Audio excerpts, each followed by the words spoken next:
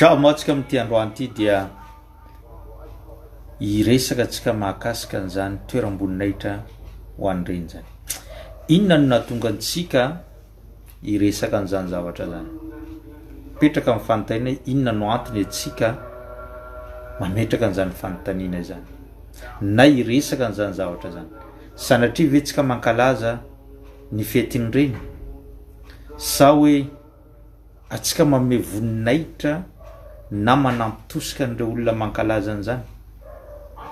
Moa ve zay antony ahatongavantsika manao an'ity fandarina ty?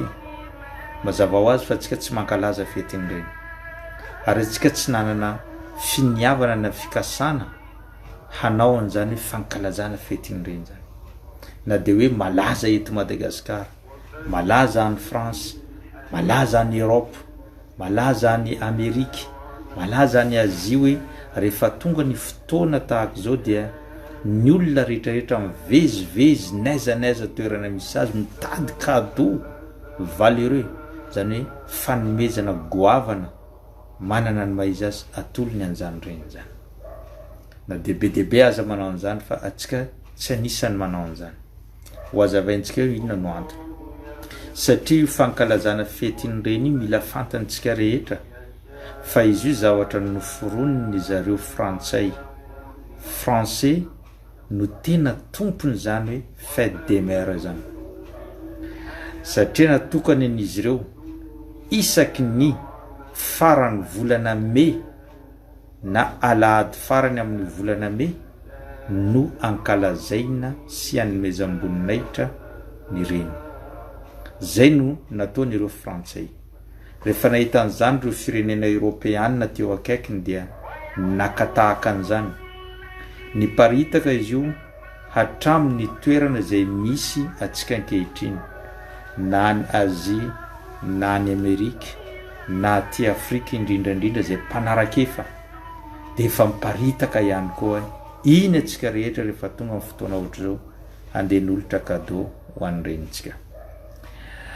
Atsika tsy contre ny fanomezana cadeau, saingy ny zavatra tsy ekentsika fotsiny ny finoana Islam moa zany.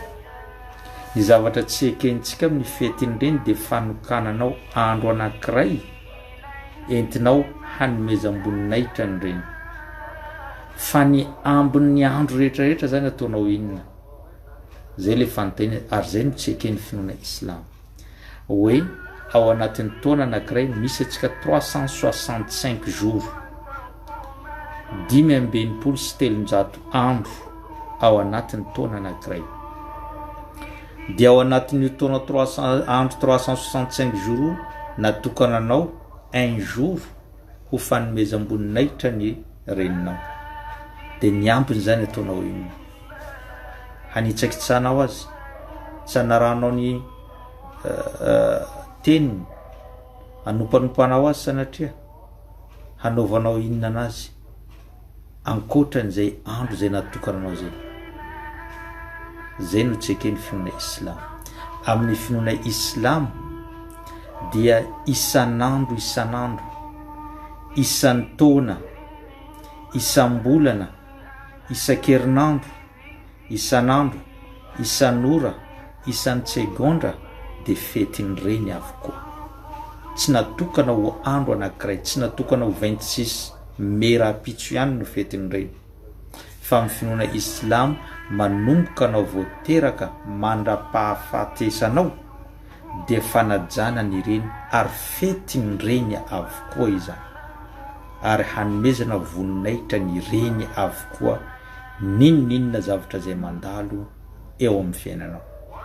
Ary ny tenin'ireny dia loloavina ny tampondroa.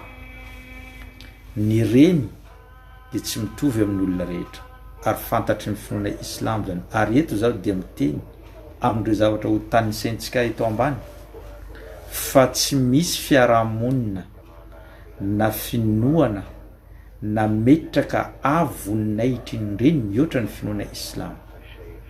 Ary ny finoana Islam dia efa nametraka ny zavadrehetra amin'ny toerana sahaza azy.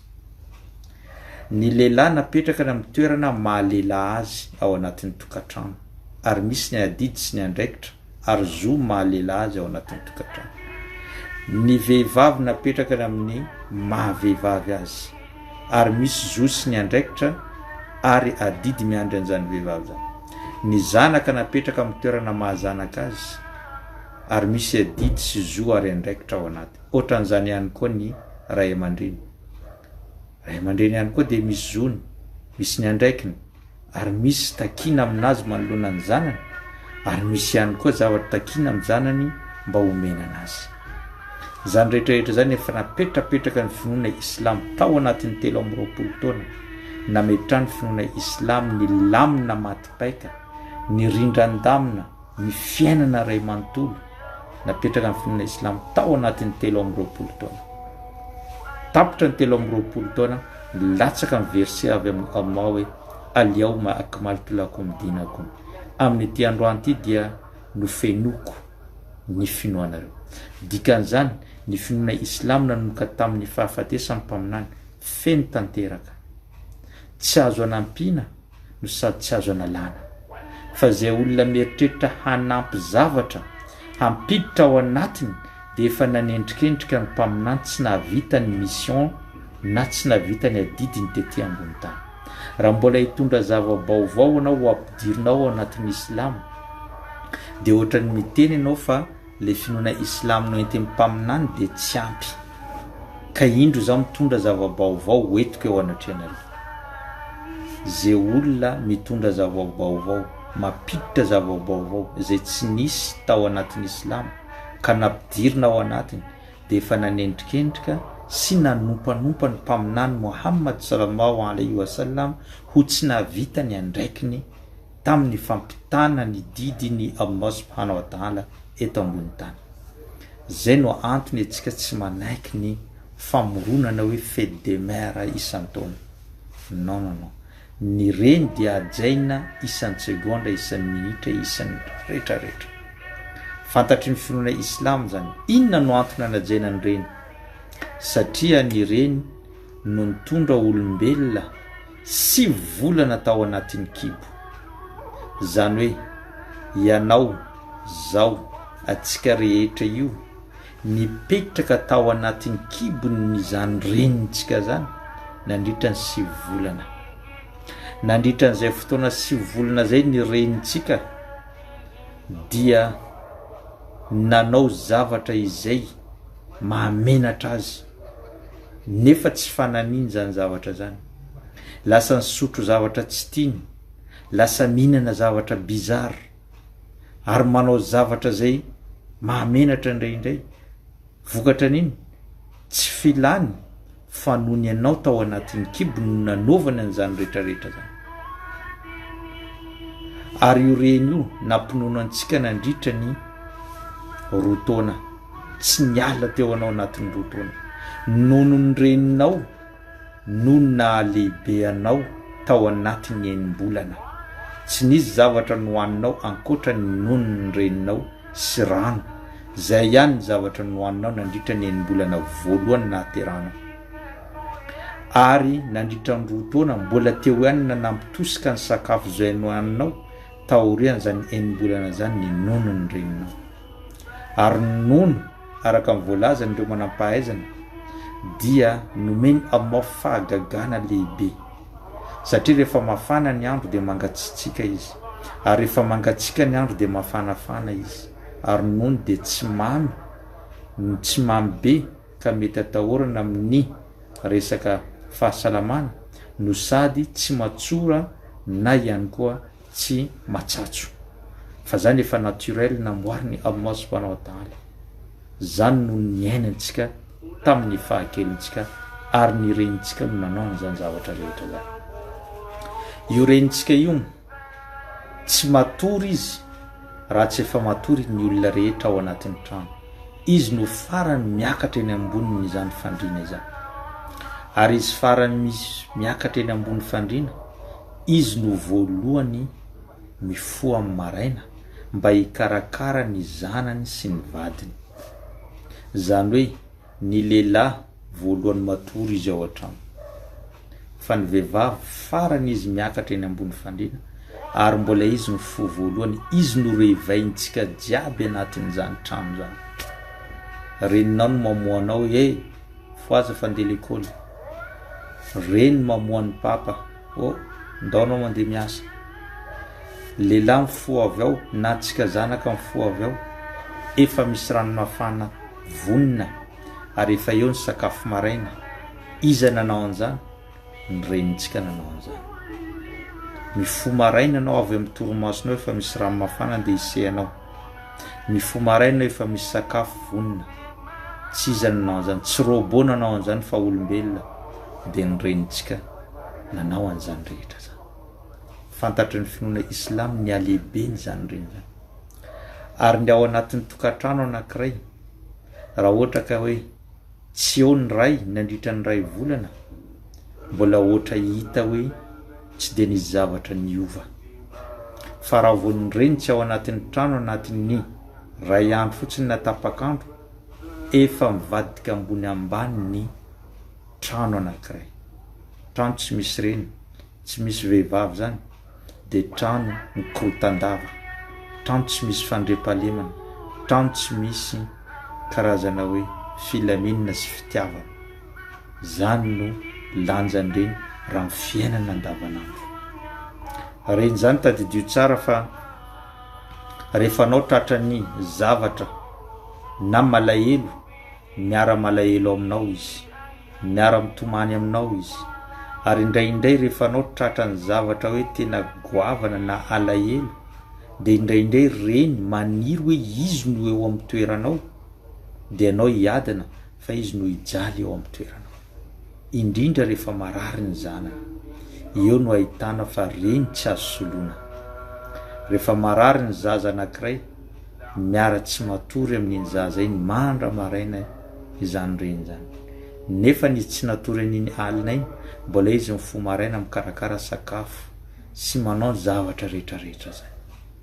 Zay zavatra zay takatry ny finoana Islam, ka nahatonga ny mpaminany sallallahu alaihi wasallam, rehefa nisy olona tonga teo aminy na ny tany, ry mpaminany, iza ny olona zay tokony ho ajaiko indrindra eto ambony tany? Dia namaly mpaminany sallallahu alaihi wasallam ny reninao. Na ny tany fanondroa iny lehilahy ny aorinany reniko aza, iza ny olona tokony ho ajaiko? Mbola nivalin'ny mpaminany ny reninao. Na ny tany fanotelo ny zany rangazy hoe iza orinany zany reniko zany, dia mbola niteny izy hoe ny reninao.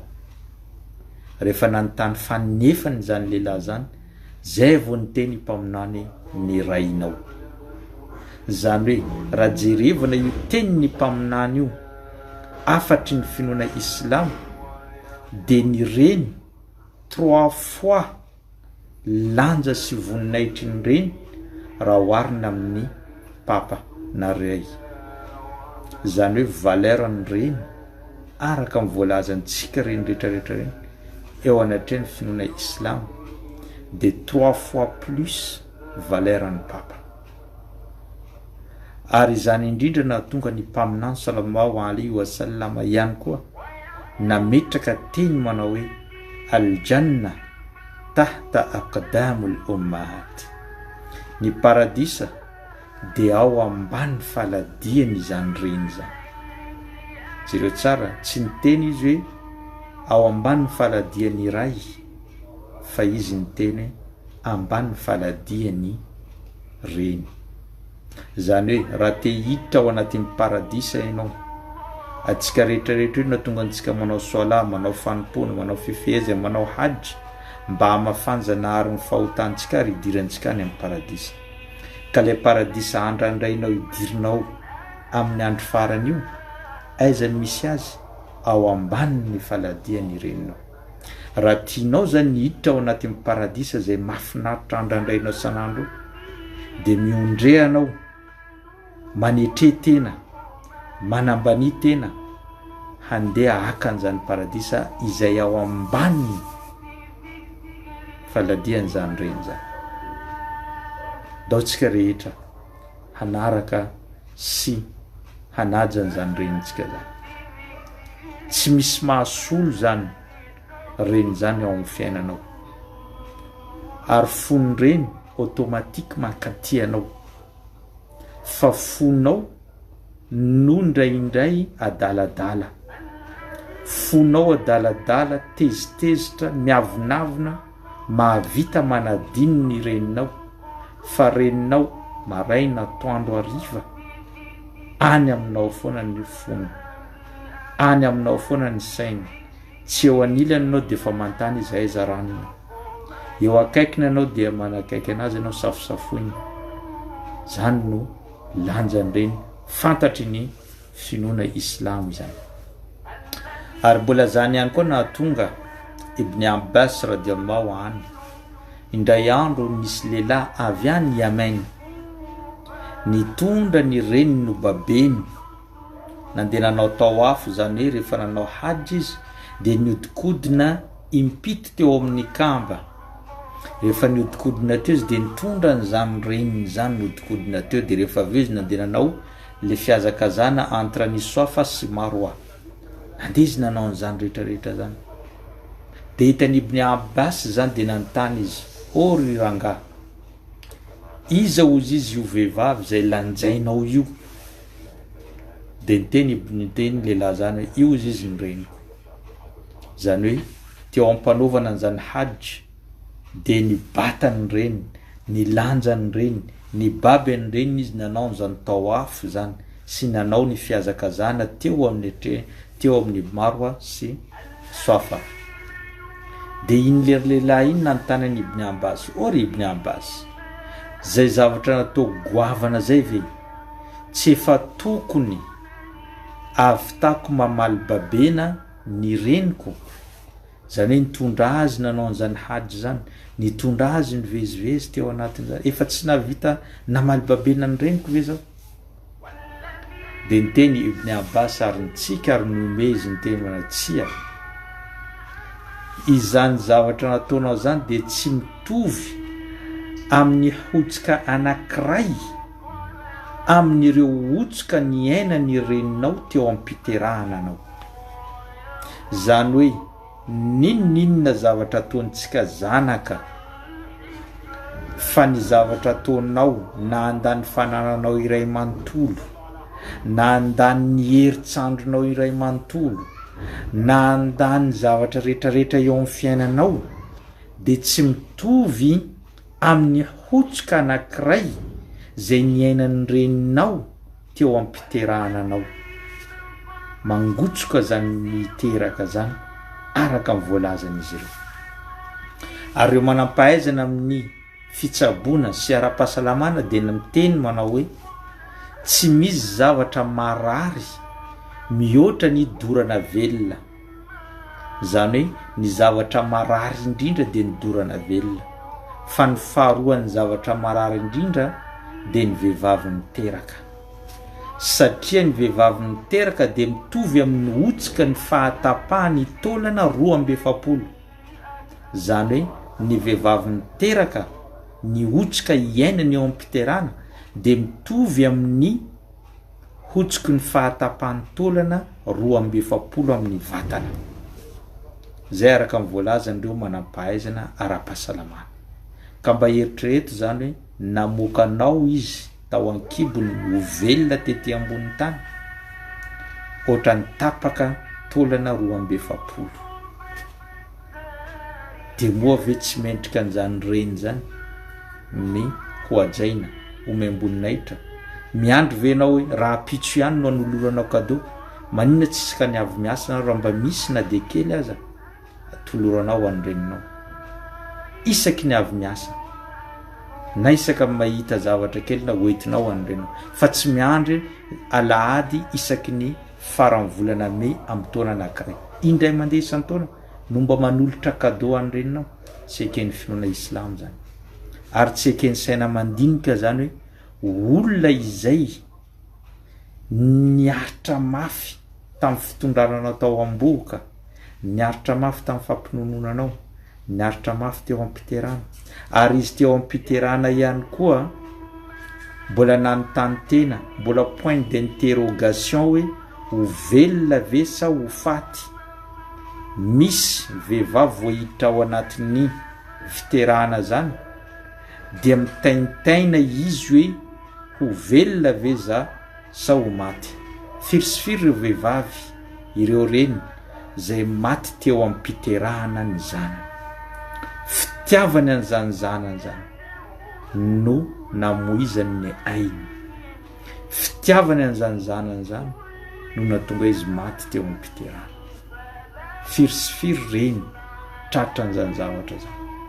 Androanynao efa lehibe ngeza dia mahavita ve hanao tsinitsinina na hanao teny mankarary ny reninao?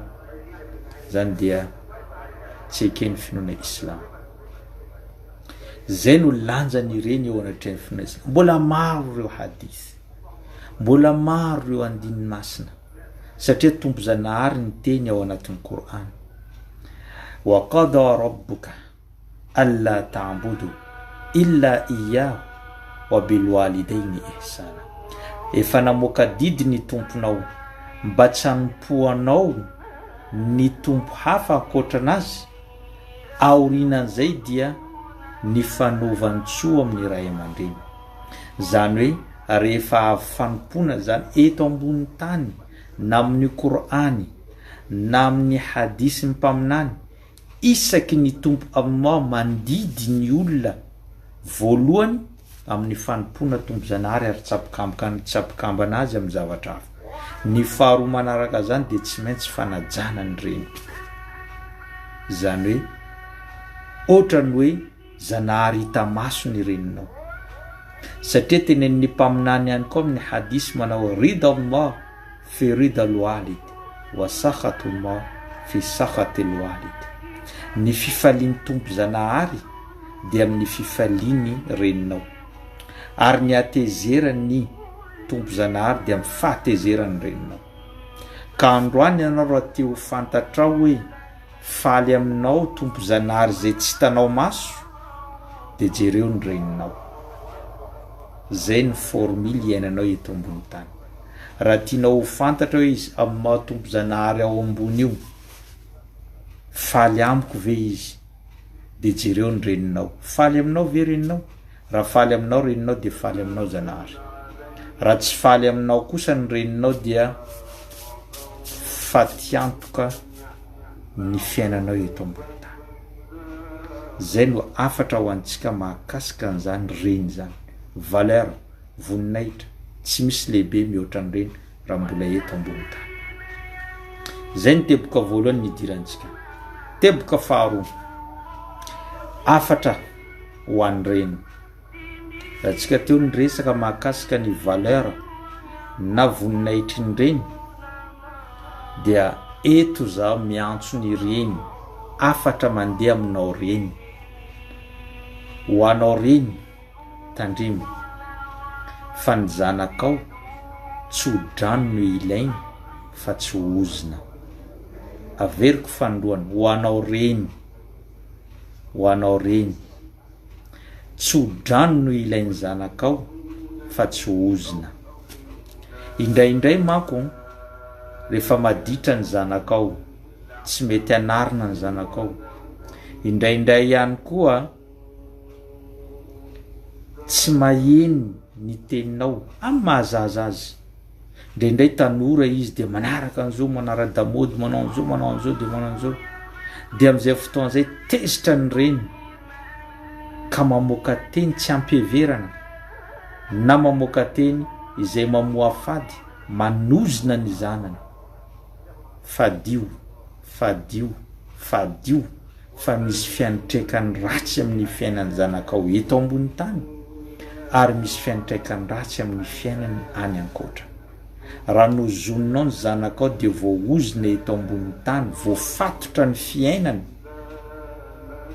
voafatotra ny fiainany eto ambony tany, ary voafatotra ihany koa ny fiainany ao anatin'ny fasana, ary voafatotra ihany koa ny fiainany any ankoatra. Tsy hiditra amin'ny paradisa zany zaza zany raha nozoninao teto ambony tany.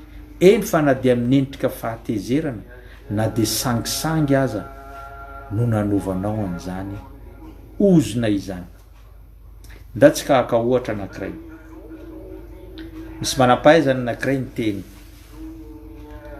zao izy tamin'ny fahakeloko zany hoe mbola zaza izy ny lalao vorona lalao vorona de rehefa ny lalao vorona zao izy dia tsy fananiko tapaka tongotra n'ilay vorona zany hoe amin'ny mahazaza azy zaza mbola zaza kely rehefa ny lalao vorona izy dia teo tapaka le tongon'ilay vorona de rehefa nahita an'iny ny reny de tezitra mafy ka ny teny manao hoe no tapahanao izy tongotra n'izany vorona izany mbola ho tapahan'izany ary tahaka an'izany koa ny tongotrao jereo zany ankatezerana nanaovan'izany vehivavy zany nanaovan'izany reny zany an'io teny io ankatezerana nandeha herinandro iny manam-pahaizana iny nandeha izy ny lalao baolina miaraka amin'ny namany de voafingana rehefa voafingana izy tapaka ny tongotra ny anankiray ary mandraka ankehitriny io manam-pahaizana io mandeha amin'ny chaise roulante rehefa tapaka ny tongony teo izy nijery sy nitodika ny teny tamin'ny reniny hoe tio izy le teninao tadidinao le teninao une semaine lasa zay herinandro lasa zay hoe no tapahanao tongotra ny vorona io mbola ho tapahany zanahary koa tongotrao endrika fahatezerana namoahany zany reny zany an'io teny io saingy no tanterahany zanahary satria ozona ny voaka ny vavany reniny ka tapaka tokoa ny tongotra n'izany manam-pahaizana zany ary mandraka ankehitriny atsika miteny zao ty zany manam-pahaizana zany mandeha amin'ny chaise roulante tsy afaka mitsangana vokatra ny doan zay tsy noheveriny reniny hoe ahavo azy fa sendra vava lasa na teny votsitra teo amin'ny vavany de nanjary nanjo na nahavoany zany zaza zany zay le tenintsika hoe aza mamoaka teny zay miendrika fanozonana na miendrika ratsy ho any zanakao mbola misy mitovitovy an'izany ihany koa nisy lehilahy anankiray manambady ary izy manambady dia ao anatin'ny tranony nalainy mipetraka tao amin'ny tranony ny reniny saingy ny reniny sy ny vadiny de tsy mifanaraka lava zany hoe miady lava vinanto sy rafozana fantantsika tsara miady lava farany tonga le zaza dia ny reniny mba mitaraina ny vadinao nanao an'zao de nitaraina koa ny vadiny ny reninao manao an'zao tsy fantatry ny lehilahy iny izy efa reraka avy miasa miditra ao an-trano mbola mandamina ny vadiny sy ny reniny ihany koa efa manao an'izany foana isan'andro farany ray andro rehefa izy niditra ny trano reraka ny asa izy nila hoe nakanakaina de ny famaly ny reniny sy ny zanany ka ny teny ny reniny ory zanako avoto zao izy manoloana amin'ny vadinao fa vadinao olona tsy manjary de le lehilahy amin'izay fotoana zay tsy fantany nataony tsy fantany hoe izy ny diso reniko ve sa ny vadiko farany izy nanapa-kevitra hoe aloha zao izy voaka fa velako eo alohanareo fa feny loatra zany lohako zany lasa izy andeha mivoaka rehefa izy andeha mivoaka de niteny zany reniny zany hoe tsy navotanao zao izy mandehana anao mivoaka iny fatesa amin'ny toerana andehananao any ary aza miverina etsony jereo tenin'ny reny zany ankatezerana teny zany hoe ianao nandeha mivoaka iny de mandehana mivoaka aza miverina etsony fa mifatesa amin'ny toerana zay le anao any lasa iny lehilahy iny tratra ny asa loha miondrika izy mandeha iny an-dalana miondrika tratra ny asa loha inona ny zavatra zay ataoko hoaiza zao amity izy miondrika iny tsy nahita lalana tsony camion mirimorimo avy any no nandona azy ka tao ambanin'ny camion izy nisokirina zany hoe maty tsy tradrano teony eo izany lehilahy zany de rehefa eniny reniny fa hoe maty eo vonanenina mafiny reny namoaka n'le teny hoe mandehana anao mifatesa amin'ny toerana izay alenao any ary aza miverina eto intsony. Teny endrika hatezerana nataony reny nefa nandaitra tamin'ny zanany zany. Zay le tiantsika tenenina hoe rehefa anao reny aza mba mamoakamoaka teny ratsy ho an'ny zanakao. Satria nanino? Ny famoanao teny ratsy na ozona na inona amin'ny zanakao dia ho valiny aminao avy hatrany izany. Ary rehefa valiny aminao zany dia ho tanteraka eo amin'ny fiainan'ny zanakao. Enao ihany rehefa avy eo malahelo sy manenina tahaka izay zao tsy namoaka an'iny teny. Tadidio tsara reny fa doan zay ataonao anisany tafiditra anatin'ireo doan anankitelo izay valiny aminao sy hoantana tsy misy atakandro.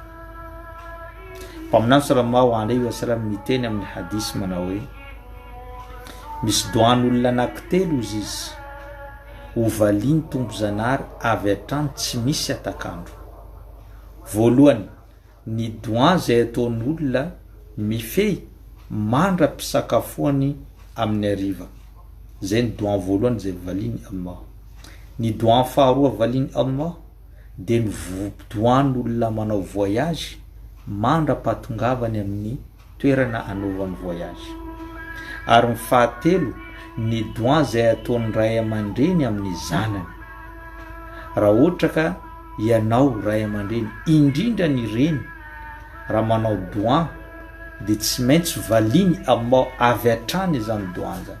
Zay na tonga le ohatra lehibe anankiroa ndraisintsika teo iny nandaitra avy hatrany. Satria tsy fantatrao ihany koa ny reny hoe oviana io lanitra io misokatra. So dia sanatria namoaka teny ratsy ho an'ny zanakao zay. Namoaka teny ratsy ho an'ny zanakao dia sendra nisokatra varavaran'ny lanitra dia noraisiny aminao zay doan zay dia nivaliny. Miteny anao zanakao vao maditra kely tsy manjary ty. Sokatra varavaran'ny lanitra lasa tsy manjary tokoa ny zanakao. Dia ahoana no anaovanao azy? Iza ny faute? Fomba ny zaza maditra, fomba ny zaza mamalimaly indraindray, fomba ny zaza mbola tsy vorosaina ny zaza, mbola tsy manan-tsaina loatra ny zaza, mbola tsy mandinika lavitra ny zaza. Fa ianao reny efa nandinika, matona namoaka n'izany zaza zany tao anaty kibonao, efa olon-dehibe vorosaina ary efa matotra. Fa ny zaza 2 ans, 3 ans, 4 ans, 5 ans mbola ao anatin'ny kilalao, tsy zavatra eritreretiny, mbola tsy fantany tsara manavaka ty mety ty tsy mety, na dia tenenao injato izy indraindray adinonjiny na ataony mody tsy fantatra. Zay le inona toetra ny zaza. Ka ianao reny mila mahafantatra hoe toetra ny zaza ohatran'izany ihany koa nataonao tamin'ny fahakelinao. Fa raha ohatra ka isany ianao zavatra tsy mety ny zanakao ka ozoninao dia tapitra voaozina ny fiainan'ny zanakao. Ary rehefa voaozina izy lasa tsy manjary, rehefa anao antitra, izy ihany no tonga hamono anao, izy ihany no tonga hikapoka anao, ary izy ihany no tonga tsy hanajanao hanao zavatra zay mampalahelo anao. Zay le vokatra ny doan ratsy na teny avoakantsika miendrika hatezerana amin'ny zanantsika. Mbola mahakasika an'izany ozina zany, ndao tsika hanahaka ty tantara anankiray ty. Tantara ty dia nitantarainy mpaminany sallallahu alayhi wa sallam. Tsy tantara ny foronina, tsy tantarainy fa tantara ny tantarainy mpaminany ao anatin'ny Sahihul Bukhari wa Muslim, izay noentiny Abu Huraira radiyallahu ta'ala anhu, ary ihany koa voarakitra ao anatin'ny Riyadus Salihina ity tantara anankiray ty. Misy lehilahy anankiray antsoina hoe Jurayj. Io tamin'ny zanak'Israely tany no nisy azy. Io lehilahy Jurayj io dia mpankatoany Allah, mpanompony Allah, manao zavatra tsara izy amin'ny Allah. Zany ny fiainany Jurayj dia fankasitranany Allah, fanomponany Allah, soala andro aman'Allah. Ary zany lehilahy zany vokatra ny fitiavany fanomponany Allah de nanamboatra mihitsy izy inona trano lehibe anankiray na fiangonana lehibe anankiray teny ambony tenimbohitra ary eny izy no manompo any Zanahary, tsy mitambatambatra amin'ny olona. Dia rehefa manompo Zanahary izy ao anatin'izany fiangonana na temple zay namboariny zany, de indray maraina tonga ny reniny. Io reniny io tonga izy nandeha manga ny joraitry any amin'ny temple zay misy azy. Rehefa niantso ny reniny joraitry de tsy namaly zany satria tao anatiny manao soalahy izy manompo Zanahary. Rehefa teo anatiny manompo soalahy izy dia inona zavatra zay nataony? Niteny izy ao anatin'ny eritreritany hoe ory Allah, mamako nefa zao nao soalahy, inona zavatra zay ataoko? Moa ve hamaly amin'ny mamako zao, tapako ty soalahy ty, sa toizako ny soalahy de tsy hamaly an'ny reniko zao? Teo izy niantso ny reny farany nanapa-kevitra izy aleo tazomika any ny soalako fa za tsy hamaly an'ny reniko. Nandeha ny andro faharoa, tonga ihany koa ny reniny andeha mangy ny joraitry anatiny manao soalahy ihany koa joraitry. De inona ny teneniny reniny? Joraitry niantso foana de tsy nantapainy soalahy. Miverina ny reniny ny andro fahatelo, mbola niantsoantso mafy joraitry ty ahitany zanany, saingy tsy namaly joraitry satria tao anatin'ny soalahy, même heure fanaovan'ny joraitry soalahy zany. Farany tezitra ny reniny ka namoaka teny miendrika ozina, teneniny reniny manao hoe ory tompo Zanahary, aza vela ho faty joraitry raha tsy afa-baraka eo io mason'ireo mpivarotena. Jereo zany doa ratsy nataony reniny any joraitry zany. Zany hoe tompo Zanahary aza vela ho faty na miala eto ambony tany i joraitry raha tsy ho afa-baraka eo mason'ireo mpanao ina vehivavy mpivarotena. Ratsy zany doan zany, nefa ny joraitry hitantsika fa olo mpanompo Zanahary, ary ny antony tsy namaliany an'ny reniny de noho ny soalahy zay nataony, saingy doan efa lasa ary ny tombe ny varavaran'ny lanitra nisokatra de niraisin'ny Zanahary zany doan zany. Zay le tentsika mitandre manao reniny amin'ny doan na endrika fahatezerana amoanao teny amin'ny zanakao. Zavatra nandalo taty aorina, joraitry fantantsika fa izy manao soalahy foana manao soalahy, de nisy vehivavy mpivarotena anankiray latsa-pitiavana tamin'ny joraitry, zany hoe nankatiany joraitry. De niteny izy ary nanao défi fanampy teo amin'ny tanàna hoe zao izy tsy maintsy miaraka amin'ny joraitry. Ho hitantsika eo izy olona zay teneninareo fa be manompo Zanahary sy ny tariny zany. Ka lasa iny vehivavy iny nandeha nanatona toerana zay nisy any joraitry. Tonga tao izy de niresaka tamin'ny joraitry, anao tiako tsika hiaraka na hiteraka tsika sy ny tariny. De joraitry tsy nanaiky satria tsy mendrika ny joraitry vehivavy mpivarotena zany, tsy mendrika kosa zany. Izy mpanompo any Zanahary andro aman'alina de vehivavy vadiny ve mpivarotena, tsy mendrika azy zany, ka tsy nanaiky joraitry.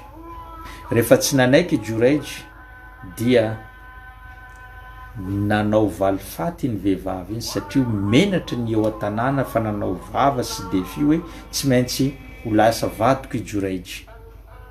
Ka inona zavatra zay nataony vehivavy iny? Lasa izy nandeha nitady olona anankiray ka nahita mpiandro ondry, de niresaka tamin'ny mpiandro ondry hoe ndao izy atsika hiaraka tory, zay mila bevoka aminao. De niaraka natory tany amin'ny mpiandro ondry iny vehivavy iny, de rehefa aveo bevoka izy lasa iny an-tanàna. rehefa teny an-tanàna naparitaka ny teny an-tanàna hoe jorej lazainareo fampanompony zanahary, jorej lazainareo fahendry, jorej lazainareo fa ohatr'zao io dia nanao zavatra tsy manjary, nijangajanga tamiko ary be vokany zao ary zanany atao anatin'ny kiboky ty. Taitra ny olona rehetra teo amin'inona, teo amin'ny fiarahamonina, teo amin'ny mandidy. Jorej navitan'izany nefa ny lehilahy miseho mafy, miseho mpanompony Andriamanitra, miseho ohatran'izao, miseho am'izao. Tezitra ny olona rehetrarehetra teo an-tanàna ka lasa niakatra eny amin'ny tendrombohitra zay nisy an'ny fiangonana na tampla zay nisy azy, narodana ny olona ny tamplany ary nyraisin'ny olona izy avy any, noentina nalaina baraka izy. Ary ny mpivaritena rehetra teo an-tanàna ny voro manodidina ny jorej ary namoaka teny sy esoeso amin'ny jorej, afa baraka tanteraka jorej hoe ianao milaza fampanompony Andriamanitra ka ianao mpijangajanga, anao miaraka amin'ny mpivaritena, fiainanao ratsy ohatr'zao rehetrarehetra teo masina zany mpivaritena zany. Teo vo tadidiny jorej ilay doana ataon'ny reniny hoe ity le doan na le ozona zay nataon'ny reniko hoe aza vela ho faty izy raha tsy efa hafa baraka eo imasony ireo mpivaritena. Hitantsika tsara zany, doan nataon'ny reniny aza vela ho faty raha tsy efa hafa baraka eo imasony ireo mpivaritena. Iny tokoa fa hafa baraka teo imasony mpivaritena i jorej. Tsisy mpivaritena natoky azy tsonay na olona tsy manjary, olona ny eo an-tanàna zay tsy nisy olona tsy niresaka ny jorej teo amin'ny tanàna zay nisy azy. Saingy toy ny tantara moa tsy de hoe any ny tiantsika tongavana toy ny tantara, satria tamin'ny farany nadio ihany jorej. Ny fiafaran'ny tantara de jorej ny teny saika mivonona jorej tamin'izay, de ny teny jorej hoe avela zao izy anao 2 racan, nanao salat 2 racan izy, vita izy nangataka tamin'ny zanahary hoe oritombo zanahary, ampijereo hoe iza ray ny zaza io ary ampijereo ny olona fa zao de tsy olona mpijangajanga na raha tsy fitondratena. De tamin'izay fotoana zay le vehivavy bevoka teo de nampiteneny jorej le zaza tao an-kibony ny teny fa hoe zao izy de zanaka ny olona ohatran'zao amin'ny toerana ohatran'zao, mpiandrondro io lehilahy io, le zaza mbola tao anatin'ny kibony reny. De nampiteneny zanahary ziska ny olona rehetra teo an-tanàna dia convaincu, zany hoe natoko fa tsy jorej tsy nanao an'zany adalana zany, tsy nijangajanga, tsy nanao an'zany fahotana zany. De ny antefa tamin'ilay vehivavy mpivaritena indray ny atezeran'ny olona rehetrarehetra tamin'izay fotoana zay. Tsy any loatra le fiafaran'le tantara, tsy any ny tiantsika tongavana, fa ny tiantsika tongavana na de olona masina na de olona marina anao, fa raha vao tratra ny doan na ozona avy amin'ny reninao dia mandaitra zany na de mbola hoe ho afaka ihany anao aorinan'izay. Fa le fahambaraka ny ainanao nandritra ny fotoana iny, jereo tsara fahambaraka ny ainan'ny jorej, lay trano fiangonany na tamplany noravana, kapokapona izy nidina aveny nidina anteny, afa-baraka teo mason'ny mpivaritena rehetra. Zany rehetrarehetra zany tsy mora iainanao an'izany, vokatra n'inona? Vokatra ny atezeran'ny reniny izay nanozona azy. Ka tsika ihany koa reny aza manozona ny zanakao, aza manozona ny zanakao. Ny zavatra tadiavy ny zanakao tsy ho drano no tadiavy ny zanakao. Zany hoe na de maditra aza ny zanakao dia mangatamy zanahary anao mba hampiovany zany zanakao zany. Na de mamalivaly anao aza ny zanakao de mangatadoanao mba hiova ho zaza indry, angatadoany zanahary anao mba ho lasa olona tsara izy, olona mpakato ray aman-dreny, olona mpanaja fatratra ny ray aman-dreny. Metezanao ho reny mpanome tsodrano fa tsy sanatria reny mpanozona. Zay no afatra zay tiantsika tongavana ihany koa amin'izy io resadresaka mahakasika ny reny zao. jereo tsara ty tantara zay hoetiko amintsika ty manambara fa hoe tsy hodranonao reny lehibe ary tadiaviny zanakao fa tsy nohozina. ndao tsika araka nyty tantara anankiray ty. Tamin'ny vanim-potoana ny mpaminany Mosa alay izy salama dia haintsika tsara i Mosa fa izy dia olona zay miresaka mivantana amin'ny tompo Zanahary, ka indray andro izy nanontany any tompo Zanahary hoe ya Rob, o ry tompo, anrifiny rafika fil janna, mba lazao amiko anie ry tompo Zanahary hoe iza ny namako ao anatin'izany paradisa izany. Zay no nangatahany Mosa tamin'ny tompo Zanahary hoe mba lazao amiko, ampijereo amiko, ampijereo ahy zany ety ambony tany, iza le olona hiaraka amiko ao anatin'ny paradisa. De teneny ny tompo Zanahary taminazy, satria Mosa fantantsika fa miresaka mivantana amin'ny tompo Zanahary tsy mila Jibril, tsy mila intermédiaire, fa izy miteny ety ambony tany ary tompo Zanahary mamaly azy avy any an-danitra de tonga ty ny feony. Eny ny mpaminany Mosa amin'ny resaka mivantana aminazy. Ka teneny ny tompo Zanahary tamin'izay fotoana zay namaly amin'ny mpaminany Mosa hoe ny olona voalohany mandalo eo aminao amin'ity androany ty ry Mosa no olona hiaraka hitoetra aminao ao amin'ny paradisa. Zay olona voalohany mandalo eo aminao androany, io no olona hiaraka aminao ao amin'izany paradisa izany. Ka nisy lehilahy anankiray nandalo. Rehefa nandalo zany lehilahy zany dia naray ny mpaminany Mosa tatorina, narainy ziska hitany hoe iny lehilahy iny niditra tao anatin'ny trano bongo anankiray, zany hoe trano tsy zarizary, trano ratsiratsy kely anankiray. De narahany mpaminany Mosa maso inona ataon'ity lehilahy ty anatin'ny trano ao.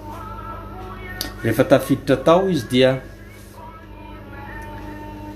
karakara sakafo ny vehivavy antitra anankiray. Izy vavy antitra anankiray jamba tsy mahita, de io vehivavy io karakarainy ty tanora raha ty, karakarainy sakafony, karakarainy zava-pisotrony, karakarainy fanafodiny, dioviny trano ary alamina ny trano.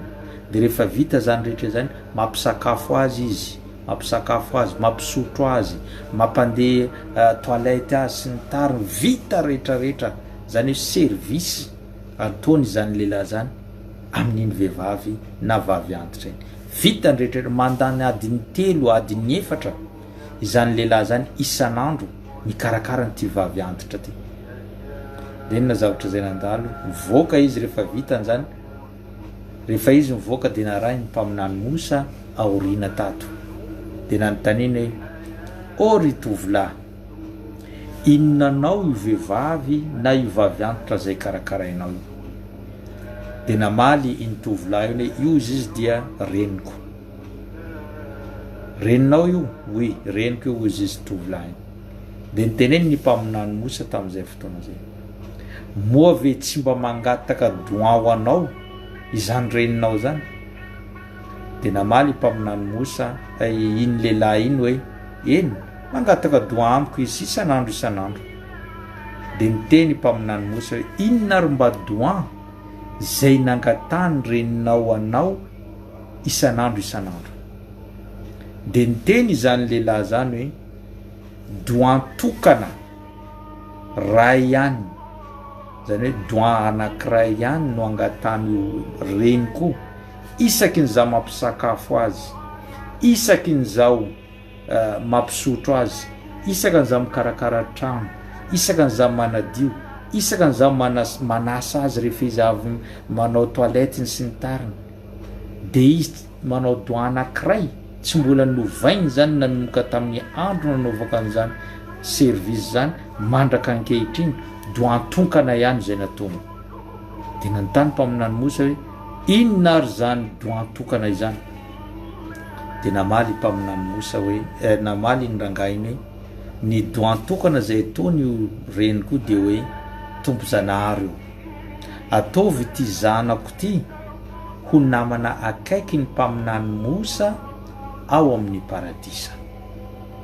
Zay doan zay ozy izy dia doan isan'andro ataony reniko hoe ory tompo-janahary ataovy ity zanako lahy ty ho namana akaiky ny mpaminany mosa ao amin'ny paradisa. De teo mpaminany mosa ny tety taminazy manao hoe abshir fa kad istajaba Allahu du'aaha wa ana Musa ibn Imran. Mifalianao ry tovolahy ozy izy satria efa novaliany tompo-janahary ny doany reninao ary zao ilay mpaminany Mosa zay ataony doan hoe ho namana akaikinao ao anatin'izany paradisa izany. Ka mifalianao fa efa novaliany tompo-janahary ny doan zay nataony ary zao ilay mpaminany Mosa. Ary efa nahazo confirmation avy tamin'ny tompo-janahary zao androany maraina fa ianao ilay namana akaiky ahy ao amin'izany paradisa izany. Jereo le raha comparaison zany hoe fampitahana nampitahantsika le ozina nataony reny sy ny doan-tsodrano anataony reny anankiray. De jereo fa ozina nataony reny misy fiantraikana ny amin'ny fiainany zanany. Nanozina reny voalohany tamin'ny tantarany raisintsika iny hoe ho tapain-janahary ny tongotrao dia tapaka tokoa ny tongotra niny manam-pahaizana. Ozina faharoa hoe mandehana anao mivoaka eto ary aza miverina intsony fa mifatesa amin'ny toerana andehananao, nandeha izy tsy miverina tokoa ary maty tany amin'ny toerana naleha. Ozina fahatelo nataony reny hoe aza vela maty izy raha tsy afa-baraka eo anatrehany ireo mpivarotena, tanteraka tokoa tsy maty joraitra raha tsy afa-baraka teo anatrehany mpivarotena. De jereo tsodrano nyty reny ray ity hoe tompo-janahary eo ataovy ity zanako ity ho isany namana akaiky ny mpaminany Mosa ao amin'ny paradisa. De iny tokoa fa mbola velona eto ambony tany zany tanora izany efa nahazo confirmation avy amin'ny tompo-janahary fa novaliany tompo-janahary ny doan zay natao. De anjaranao reny no mandinika hoe hanozina ny zanakao ve sa hanao doan sy hitsodrano ny zanakao. Zay no fampitahana kely amin'ireny tantara reny. Anjaranao misafidy hanozina ve sa hanome tsodrano ny zanakao. Mbola veriko ihany fomba ny zaza tsy maintsy maditra, fomba ny zaza mafilo ary zaza io tsy ny safidy ho tonga teto ambony tany fa ianao sy ny rainy no ny safidy fahatongavany teto. Ka rehefa tonga eto izy aza hozonina.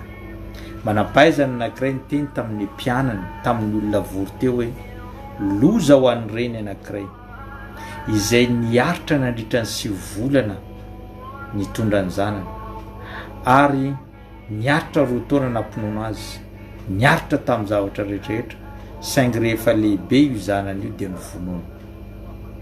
Gaga ireo ny olona niaraka taminy nanontany novonoany amin'ny fomba ahoana moa zany. Tena maly ny manam-pahaizana iny tamin'ny alalan'ny doan ratsy sy ozina no namonoany an'izany zanany zany. Zany hoe indraindray zany ozina sy doan ratsy zay ataonao dia ho tanteraka izany eo anatrehany fiainany zanakao. Ka anjaranao misafidy hanozina sa hitsodrano ny zanakao. Zay no teboka faharoa nyraisintsika. Teboka voalohany ny voninahitra misy an'ireny sy ny lanjany zany eo anatrehany finoana Islamo sy ny fiarahamonina. Faharoa tsodrano na ozina ataony ray aman-dreny indrindra ny reny amin'ny zanany dia tanteraka ary tsy maintsy ho tanteraka eo amin'ny fiainany zanak'olombelona anankiray. Amin'ny tandroantetsika dia angala inshallah tsika manaraka zao zany dia haka ny tapany fahatelo na loha hevitra fahatelo mahakasika an'izany reny zany dia adidinao zanaka manoloana ny reninao. Inona no adidinao zanaka manoloana ny reninao? Fa fanamarena kely ho antsika rehetra zay voaniditra ankehitriny dia manaova partage ho an'izay voaniditra zay tara, manaova izy partage, manaova izy j'aime, fa zay no takina amitsika rehefa miditra amin'ny en direct tahaka zao, manao j'aime, manao salam alaikum ary manao partage io any amin'ny groupe rehetrarehetra zay misy any, satria amin'ny alalan'ny partage zay ataonao io zany inshallah azahoanao fahasoavana eo anatriny Allah. Ka azakivy ataovy partage ho anao indrindra zay tara de manaova aloha partage ianao zay vao mihaino an'izany. Manao partage amin'ny compte personnel-nao, manao partage ianao amin'ny groupe rehetrarehetra zay misy anao any, inshallah tsika zany hanohy ny tapany fahatelo amin'izany resaka reny zany. Tapany fahatelo, inona ny adidinao manoloana an'izany reny zany? Araka ny voalazantsika teo fa ny reny no nitondrantsika 7 volana tao an-kibo, ny jaly ary nitondrantsika ihany koa sy nampinono nandritra ny 2 taona, niaritra ny fijaliana rehetra, niaritra ny zavatra rehetrarehetra.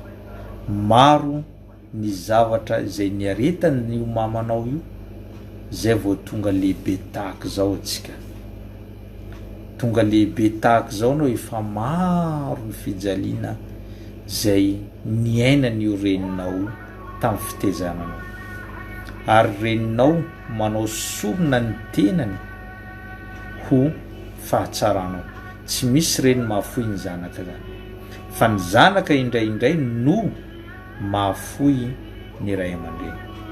Ka adidinao zanaka, ajao ny reninao, ajao ny reninao, aza mamoaka teny mankarary fo ny reninao, mampalahelo ny reninao, aza mamoaka teny zay mahadiso fanantenana ny reninao. Fa izany teny mampalahelo, mahatezitra, mahadiso fanantenana ny reninao zany no ahatonga ny reninao indraindray entiny hatezerana ka hanozona anao, de fiainanao ihany no simba amin'izany. Vokatra n'le zavatra ataontsika, famaliana be ny reninao, tsy fanatanterahana ny zavatra tenenina, tsy fanaovana an'izao rehetra zao manoloana ny renintsika no mahatonga izy tezitra ka indraindray fa tsy voatazo ny fony, tafamoaka teny ratsy na ozona na ihany koa doan ratsy ho anao. De amin'izay fotoana zay ianao no tratran'izany fahoriana izany. Anao zanaka dia mila manaja ary andrandrao lava ny tsodrano reninao, araka ny voalazantsika teo fa ny paradisa ao ambany faladiany reninao, ary tsy misy asa tsara aorian'ny fanomponao zanahary mihoatra ny fanajanao ny reninao. Day andro nisy olona tonga teo anatreny ny mpaminany sallallahu alaihi wasallam, ny teny taminy hoe o rirakin Allah, zao izy izy andeha natateraka jihad, zany andehanao ady masina. Fantantsika zany halebiazany ady masina zany eo anatreny finoana islam. Zao izy dia natateraka ny ady masina, dia nantany mpaminany moa aveo mbola velona ny reninao, de niteny izy eny mbola velona ny reniko. De teneny ny mpaminany, miverenanao any an-tranonao, karakarao tsara ny reninao, hajao tsara ny reninao, ary ataovy zay mahafaly ny reninao, fa izany no paradisanao, ary zany tsara lavitra mihoatra ny fandehananao mandeha manao ady masina. Zany hoe zay mbola manana reny velona, zay no tsara aminy. Andao hajao ny ray aman-dreninao, ny reninao, fa zay no asa tsara indrindra izay eo aminao.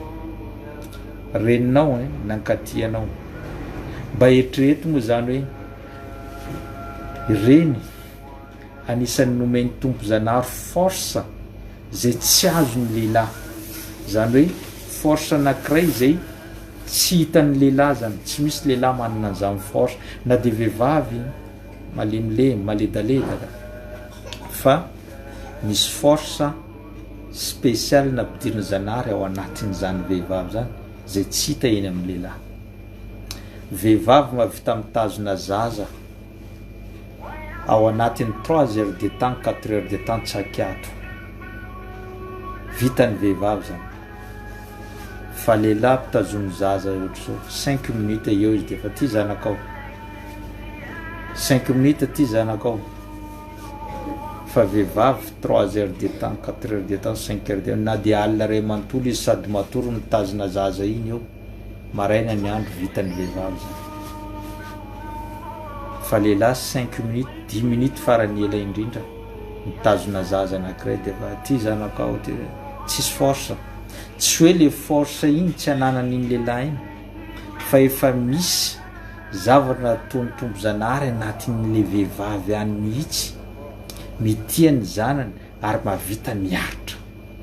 Zay le antony tenintsika tamin'ny atsika naka tantara ny mpaminany Adama, ary nametraka fanontaniana tamin'izay hoe fa maninona tompo zanahary rehefa nanamboatra ny nanamboatra ny mamantsika Eva tamin'ny taolantehezany Adama, niandry anazy izy matory vao nitsoana ny taolantehezany.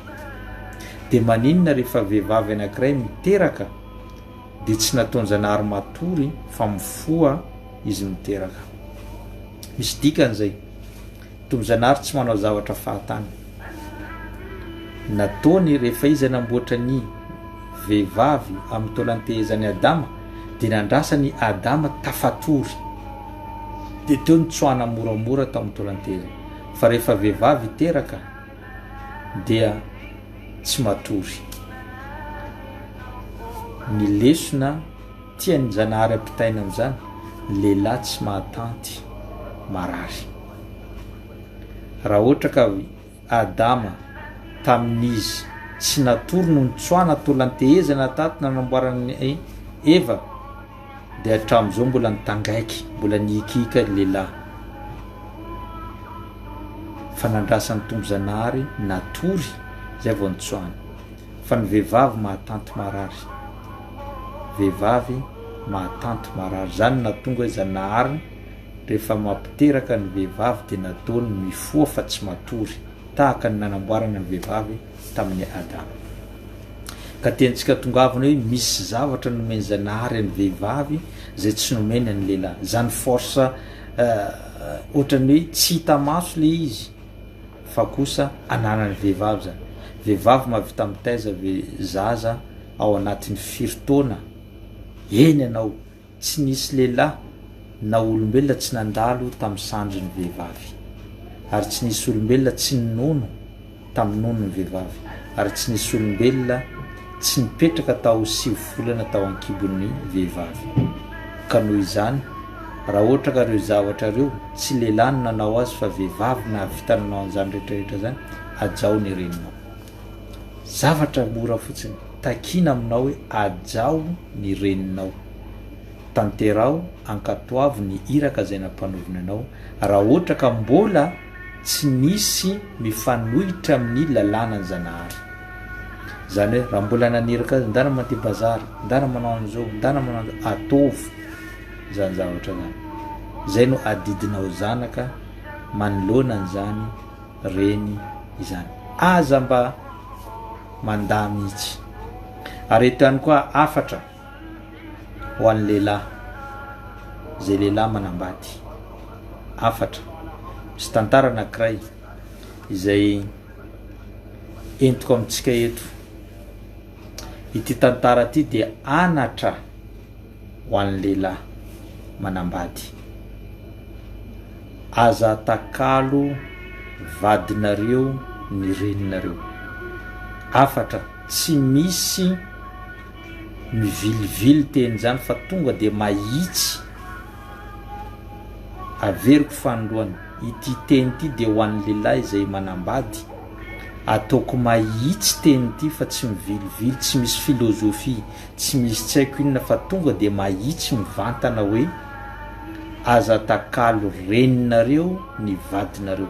Aoka anao hanampy, aoka anao hanao soa, aoka anao hanaja ny reninao, na dia hoe tsy tia ny vadinao aza zany indraindray. Aza rarahina zay tsy fitiavan'ny vadinao anao amin'ny fanajanao ny reninao zany. Omeko tantara anankiray itsika. Tamin'ny vanim-potoana mpaminany sallallahu alayhi wa sallam dia nisy lehilahy anankiray antsoina hoe Alkama. Enointsika tsara ty tantara ty, na lehilahy na vehivavy, fa misy lesona ho an'ny vehivavy ihany koa rehefa avy eo, fa lehilahy aloha tenentsika amin'ity. Tamin'ny vanim-potoana mpaminany sallallahu alayhi wa sallam dia nisy lehilahy anankiray antsoina hoe Alkama. Alkama dia eo amin'ny fotoana zay miala aina izy. Rehefa izy miala aina dia ireo sahaba, ireo mpanaradia ny mpaminany sallallahu alayhi wa sallam rehetrarehetra dia nandeha taminazy tenenanao la ilaha illallah, la ilaha illallah, satria nisan'ny zavatra tsara zany ho antsika rehefa ho faty miala aina dia zay no tenenina hoe la ilaha illallah muhammadur rasulullah, hoe tsy misy tompo ho tompoina fa tsy tompo Allah ary Muhammad no iraka. Ka io lehilahy rehefa nitenenina miteneninao la ilaha illallah, la ilaha illallah, Alkama tsy natafavoaka an'izany, tsy nety mivoaka amin'ny vavany ilay teny la ilaha illallah, tsy nety tafavoaka amin'ny vavany. Farany reny mpanaradia amin'ny mpaminany reny sahaba reny nandeha tany amin'ny mpaminany dia niteny taminy manao hoe o ry mpaminany, Alkama ao an-tranony miala aina ary zahay miteny aminy mitenena la ilaha illallah nefa ny tsy mihity mahavita mamoaka an'izany. Dia niteny mpaminany sallallahu alayhi wa sallam manao hoe mbola velona ve ny reniny Alkama? Dia niteny ireo sahaba eny mbola velona ny reniny Alkama. Dia niteneny ny mpaminany sallallahu alayhi wa sallam hoentinareo aty ozy izy ny reniny. Noentina teo anatreny mpaminany sallallahu alayhi wa sallam reniny Alkama. Dia nantaniany mpaminany, moa ve ianao manana alahelo amin'ny zanakao Alkama? Dia teneniny izany vehivavy na vavy antitra zany hoe eny, manana alahelo zao amin'io zanako ary tsy mamindra fo aminy zao. Dia teneniny mpaminany taminazy, inona no antony? Inona no antony anananao alahelo amin'ny zanakao? Dia niteny zany vavy antitra zany nanana alahelo zao izy izy amin'io zanako satria isaky n'izy mitondra sakafo tsara avy any ivelany, isaky n'izy mitondra voankazo tsara avy any ivelany, isaky izy mitondra zavatra tsara avy any ivelany, dia ny vadiny sy ny zanany aloha tolorany an'izany zavatra tsara sy ny sakafo sy ny voankazo tsara izany. Rehefa tsy lanin'izy ireo zany zavatra zany, zay vo iny sisan'izy ireo iny entiny aty amiko hoaniko. Nefa ozy izy tamin'ny fahakeliny, rehefa rainy mitondra voankazo na sakafo tsara, dia izy no omeny amin'ny sakafo aloha. Rehefa tapitra sakafony zay vo zahay mihina ny ambiny zay tsy laniny. Ka androany ozy izy rehefa lasa lehilahy lehibe izy, lasa olon-dehibe Alkama ozy izy, ka navadika n'le izy, zao reny natakalony an'izany vehivavy sy ny zanany zany. Zany ozy izy tsy tantoko mahita an'izany zavatra zany ary tsy andeferako fa hananako alahelo mandra-pahafatoko. Dia niteny mpaminany sallallahu alayhi wa sallam hoe o ry vavy antitra, mamelanao na mamindra fo amin'ny zanakao. Dia teneny vavy antitra eny tsy possible, za tsy mamela heloko azy. Dia niteneny ny mpaminany sallallahu alayhi wa sallam tamin'ireo mpanaradia azy hoe andany aleavinareo kitay hoetoeto izy izy fa hodorantsika velona izany Alkama izany. Taitra ilay vavy antitra ka nyteny fa maninona ozy izy hodoranareo velona ny zanako dia nyteneny ny mpaminany sallallahu alayhi wa sallam eny hodorana velona izy fa izany moramora kokoa ny saziny raha dorana velona eto izy toy izay sazy miandry azy any amin'ny tombo-zanahary rehefa tsy hamindra fo aminazy ianao reniny dia teo taitra sy nangovotra ny reniny amin'ny mahareny fantany tezitra izy marina fa zanany tiany dia nyteny izy mpaminany namela eloka ny zanako ao ary tsy mitazona lahelo amin'izany zanako zany vo nytenany izany ny reniny dia nampitenenina shahada tenenina tamin'ny alika moa tenena la ilaha illallah tonga dia nivoaka tamin'ny vavany hoe la ilaha illallah muhammadur rasulullah zay vo maty ialika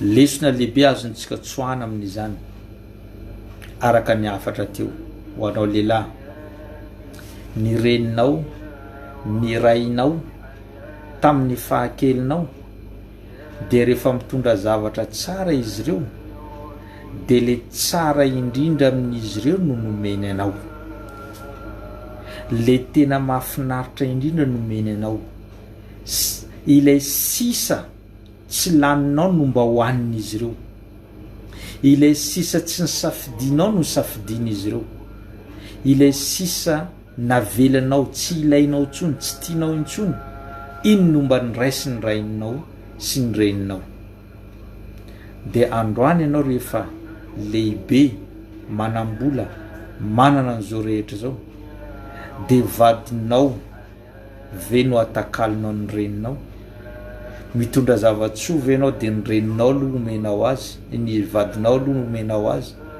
zay vao anao mandeha manome reninao tsy fomba ny lehilahy tsy lehilahy zany ary lazaiko eto mivantana fa lehilahy tsy tokony voabaiko ny vehivavy lehilahy voabaiko ny vehivavy zany dia sarom-bavy apodiko fanondroany lehilahy voabaiko ny vehivavy zany dia sarom-bavy tsy misy ilaina azy mivadika ambony ambany ny fiainana raha vo ny lehilahy no beko ny vehivavy ary afatra ihany koa ho an'ny vehivavy aza sakanana re ny vadinareo hanao adidy amin'ny reniny sy ny rainy satria ao no paradisany ny fikarakarana ny reniny sy ny rainy no antoka lehibe idirany amin'ny paradisa amin'ny andro farany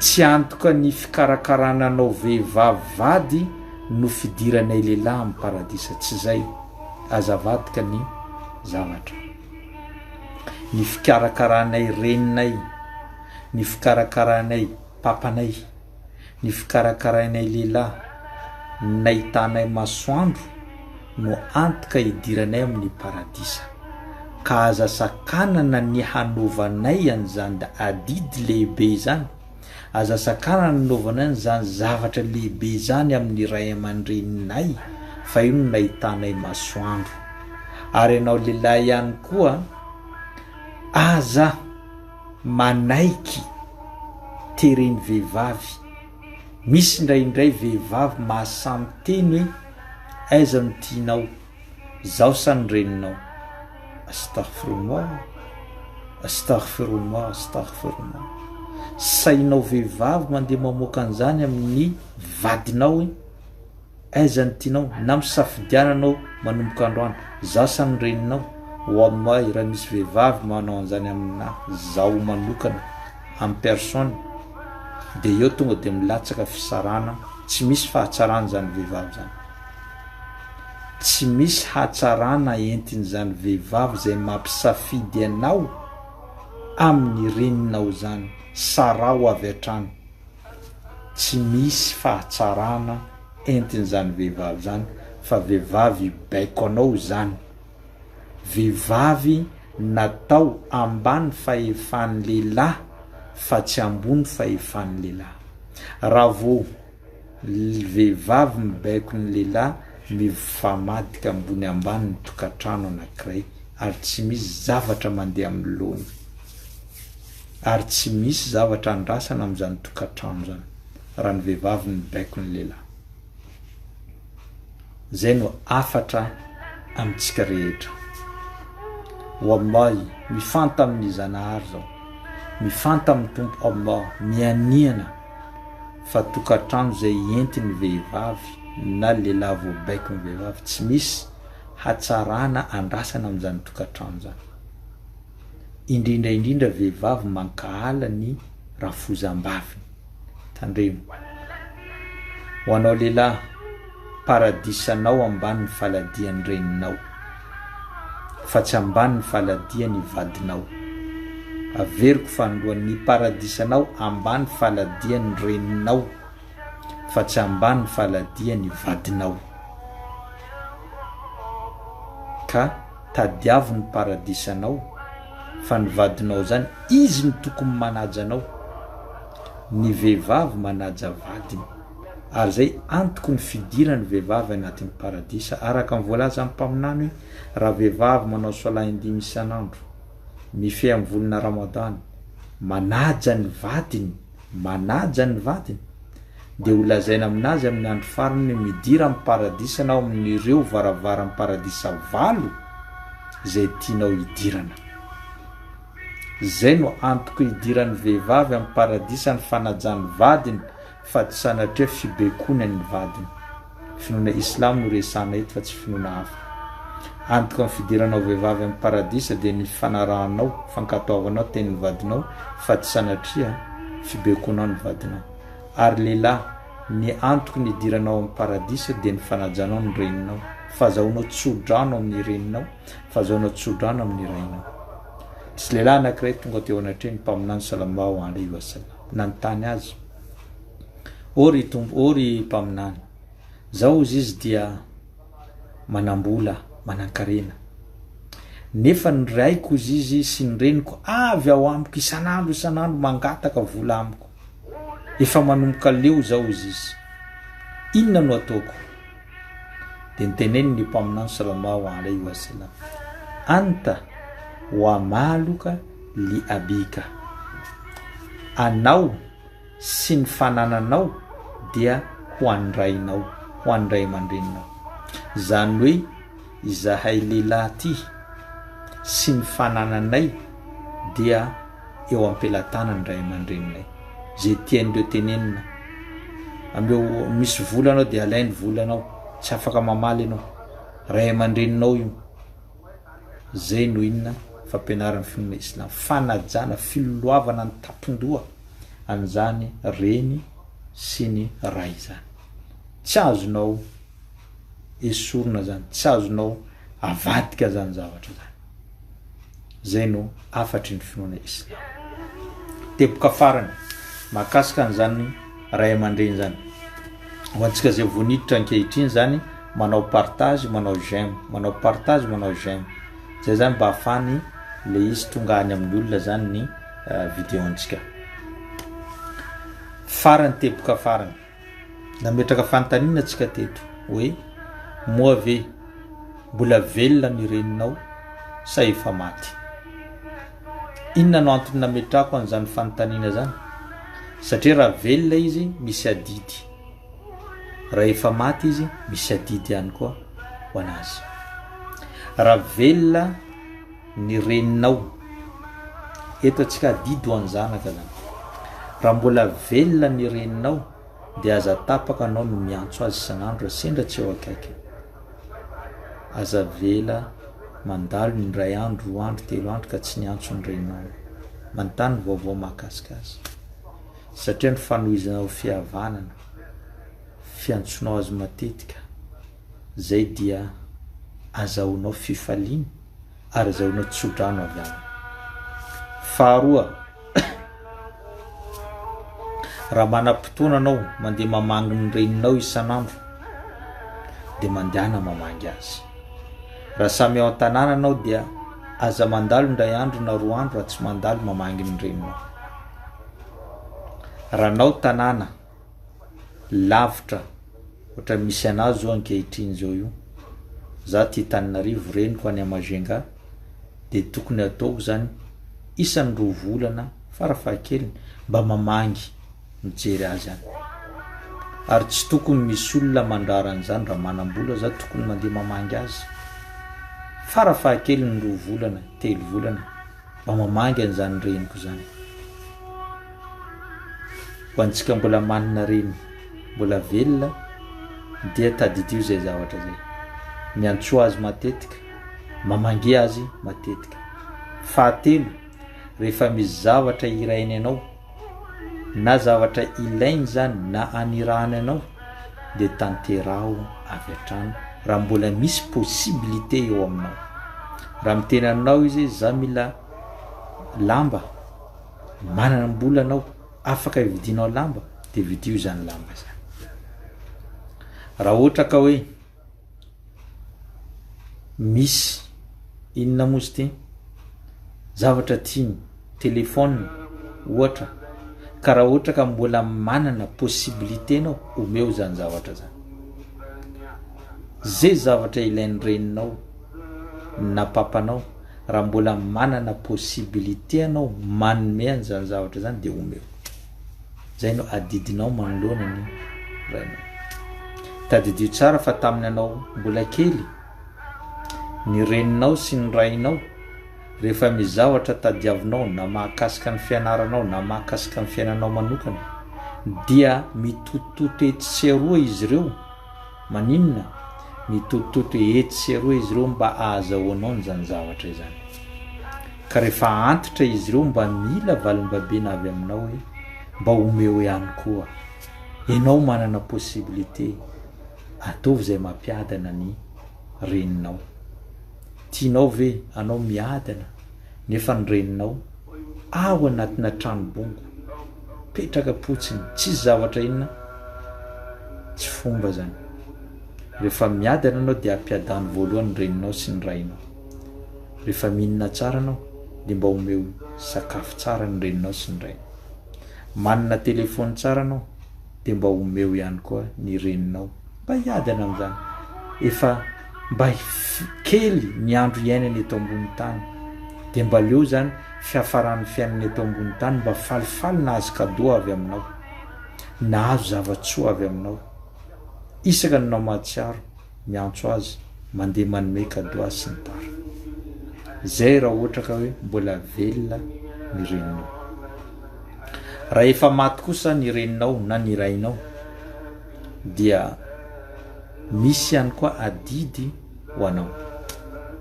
adidy dia anankitelo reto telo reto ho an'olona zay efa maty reny na maty papa anankitelo adidy miandro ianareo voalohany ny fanajanao anireo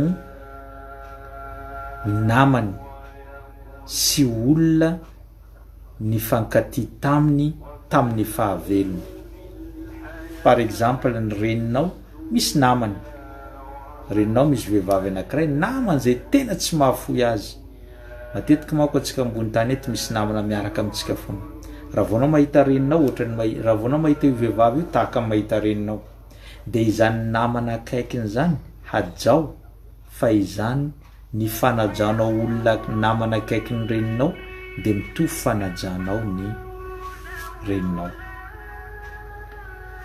satria mpaminany sallallahu alayhi wa sallam ny teny amin'ny hadisy hoe ajao foana ozy izy ny ray aman-drenireo na dia aorian'ny fahafatesany gaga reny sahaba hoe amin'ny fomba ahoana nanajananay ny ray aman-dreninay aoriany zany fahafatesana zany de miteny mpaminany sallallahu ny fanajanao ny ray aman-dreninao aorian'ny fahafatesana izy ireo de ny fanajanao ny namany izay niara-dalana taminy teto ambony tany fony fahavelony zany reny zany ka raha ohatra ka misy namany reninao any dia raiso ho toy ny reny ary ajao toy ny reninao fa raha vao manaja an'izany olona zany ianao de tahaka manaja ny reninao ary azo valisoa amin'ny tompo Allah raha tsy manana an'izany namana zany izy dia hajao ny tanitininao hajao ny raha vaviny reninao hajao ny olona zay mitovitovy amin'ny reninao fa mitovina anaja ny reninao anao am'izay fotoana zay.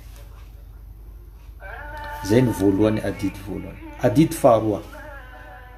Adidy faharoa dia ny fangatanao doigt ho an'ny reninao izay efa maty na ny rainao izay efa maty. Azadino izy ireo. Azadino amin'ny doigt. Satria nahoana? Satria mpaminany sallallahu alayhi wa sallam ny teny amin'ny hadisy manao hoe idha mata ibn adama inqata'a min amalihi illa min thalath. Rehefa maty ny zanak'olombelona anankiray hozy izy dia tapitra treo ny asa zay ataony afa-tsy asa anankitelo ihany. Inona reo asa anankitelo reo? Voalohany amin'izany hozy izy dia ny sadaka izay misy fitohizany. Ny faharoa ny fahalalana nampitaina tamin'ny olona, ary ny fahatelo ny zaza endry manao doigt ho an'ny reniny. Izany hoe ny fanaovanao doigt amin'ny reninao dia azahoan'ny reninao toerana tsara sy mendrika ao am-pasana sy any amin'ny paradisa. Mpaminany sallallahu alayhi wa sallam tantara amin'ny hadisy manao hoe amin'ny andro farany hozy izy dia misy amin'ireo ray aman-dreny gaga manontany ny tombo zanahary, ory tombo zanahary, ahoana ty toeram-boninahitra misy ahy ity?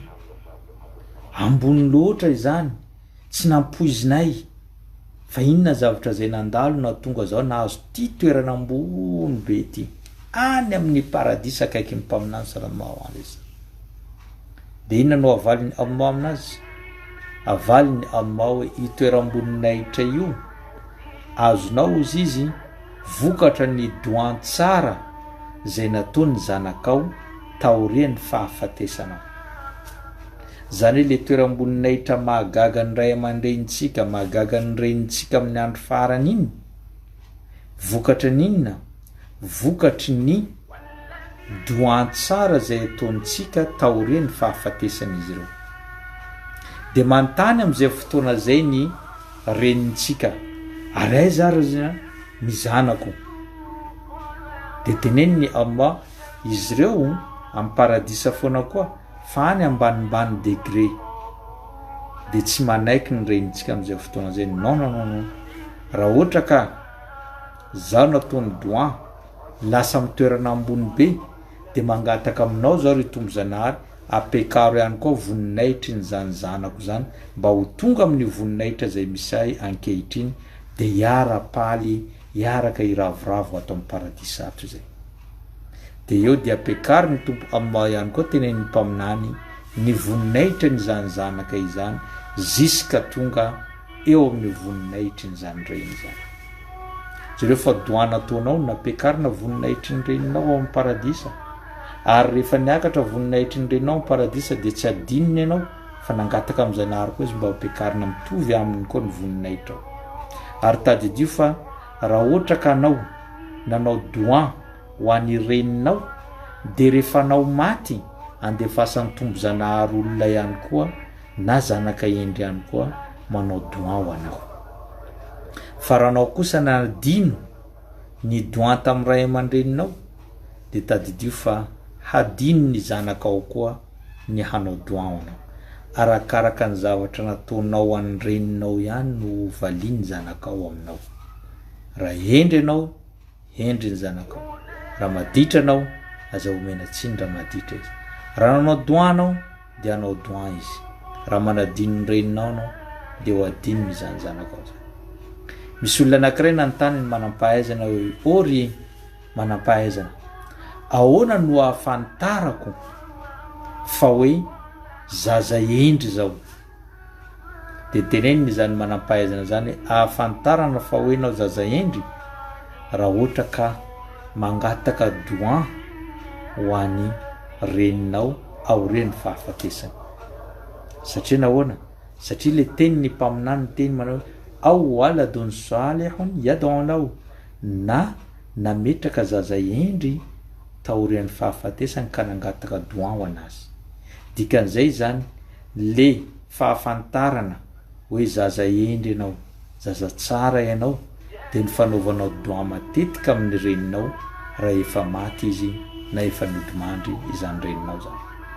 Zay no zavatra faharoa takina aminao zanaka raha ohatra ka efa maty ny reninao. Voalohany tenintsika teo ny fankatoavanao sy ny fahendrenao, ny fanajanao ny namany reninao na tantininao na rahavaviny reninao na olona mitovitovy amin'ny reninao. Faharoa fanaovana doa imbetsaka ho azy. Ny fahatelo dia ny famohanao soadaka amin'ny anaran'ny reninao. Ny famohanao soadaka amin'ny anaran'ny reninao. Rehefa maty ny renintsika dia raha mamoaka soadaka tsika dia ho voaray izany. Raha mamoaka soadaka tsika dia ho voaray izany soadaka zay ataontsika zany. Ndray andro nisy olona tonga teo anatrehany mpaminany sallallahu alaihi wasallam dia niteny tamin'ny mpaminany oriraky ny Allah, zao izy manana jardin anankiroa. Io jardin anankiroa io izy ny ray ataoko soadaka ho an'ny reniko izay efa maty, ny ray kosa tazoniko ahy sy ny ankohonako. Moa ve le jardin anankiray ataoko soadaka ataoko fanomezana eto tanàna amin'ny anaran'ny reniko zany dia tonga any amin'ny reniko ve ny fahasoavany zany? Dia namaly mpaminany sallallahu alaihi wasallam, eny tonga any amin'ny reninao tokoa ny izany soadaka na fanomezana amin'ny anaran'ny reninao zany. Ka noho izany ho antsika rehetra, raha ohatra ka efa maty ny reninao dia misy adidy ray takina aminao. Ninona ny famohanao soadaka amin'ny anaran'ny reninao. Ary rehefa mamoaka soadaka ihany koa tsika dia mila fetsifetsy. Matetika foana moa zay mo tenentsika hoe fetsifetsy zay verimberina. Inona no atao merimberentsika? Tsy hoe fetsifetsy amin'ny haratsiana fa fetsifetsy amin'ny hatsarana. Misy olona rehefa mamoaka soadaka ho an'ny maty matetika sakafo no avoakany. Tsy ratsy zany, azo atao zany antsika manao sakafo, manao doan dia mampisakafo zazak'amboty sy ny tariny. Azo atao zany arazahoana fahasoavana lehibe eo anatrehan'ny tompo Allah subhanahu wa ta'ala.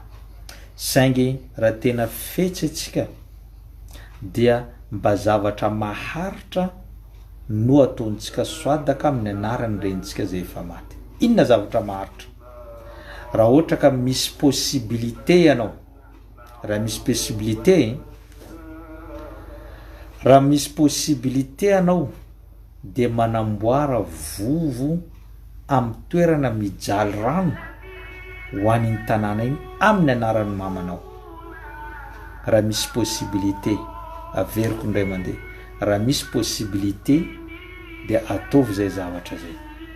Satria isaky ny olona misotro rano na mampiasa rano na manasa lamba na vorona na volony tondrana tamin'iny vovo iny dia tadidio tsara fa azahoan'ny reninao fahasoavana ary azahoany toerana tsara ao am-pasana.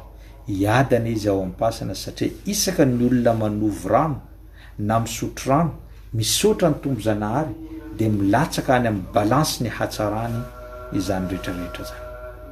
Zay no zavatra mila ataontsika, mila fetsifetsy satria raha mampisakafo atsika androany dia efa tapitra, manome vola izy dia androany izy dia efa tapitra, fa mametra zavatra zay azahoana sy maharitra tahaka an'izany vovo zany. Dia ireo ma eritreretra hoe ao anatin'ny fokotany anankiray nametranao vovo, firy ny olona eo amin'ny fokotany anankiray?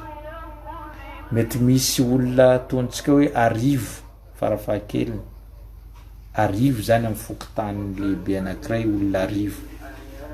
Dia olona 10 iny samy misotro rano ao avokoa isan'andro, misy misaika, misy manasa lamba, misy misotro rano, misy manadio trano amin'iny rano sy ny tariny. Dia ny reninao izay matory any am-pasana mahazo nintsinitsy, mahazo inakinaka amin'ny tombo zanahary. Dia mba eritrereto zany zavatra zany. Raha tsy manana possibilité ianao satria mety mandeha 20 millions 30 millions manao an'izany vovo zany dia midina antsika amin'ny ambanimbany. inona zavatra ambanimbany raha ohatra ka misy ohatra mahavita mividy tapi anankiray lavalava anao apetraka rano amin'ny soafil awal amin'ny laharana voalohany première rangée amin'ny mosquée anankiray dia manaovana izany satria nahoana satria ao anatin'ny mosquée amin'ny rangée voalohany na laharana voalohany na soafil awal iny misy olona foana manao sola eo manomboka amin'ny sola fajr zuhr asr maghrib isha ka raha ohatra ka reo zay misy olona manao sola foana dikan'izany mamanao mahazo fahasoavana indimy isan'andro amin'ny olona mandeha ohatra hoe roapolo manao sola amin'iny na telopolo isaka ny sola fajr zuhr asr maghrib isha misy telopolo olona manao sola amin'iny dia mahazo telopolo asoavana fajr telopolo asoavana zuhr telopolo asoavana asr telopolo asoavana maghrib telopolo asoavana isha azony reninao mandeha firy zay mandeha 150 asoavana isan'andro farafahakeliny azony reninao amin'izany atsika mila fetsifetsy rehefa manao raha ohatra ka tsy nety taminao na tsy manana possibilité amin'ny vovo na manamboatra mosquée koa tsy vitanao dia manaovanao mividy tapis mety 5 millions zay zavatra zay tapis lavalava anankiray 20 mètres mety 5 millions tsy fantantsika na 4 millions vidin'izay raha ohatra ka hitanao koa fa tsy azonao zany tsy vitanao zany zavatra zany dia endaninao mijery kamboty anankiray kamboty anao mijery ohatrinona ny écolage nyity kamboty ty mandritra ny 1 an dia efainao mety eo amin'ny 1,5 million eo ohatra 1 mois 1 an na ny kamboty dia efainao alainao le carnet ny kamboty iny anao misy mandeha mandoa nyny zavatra iny any c'est-à-dire ty kamboty iny mianitra anatin'ny taona anankiray dia mipetraka anatin'ny taona anankiray tsy manefa écolage isaka ny fahalalana azony zany zaza kamboty zany dia azony reninao ihany koa ny fahasoavany any am-pasana tahaka n'le tamin'ny nanaritra tapi isaka ny olona manao soala io dia fadilo na fahasoavany soalan'olo telopolo tenentsika reny azony reninao izy matory any am-pasana dia ohatran'izany koa zazakamboty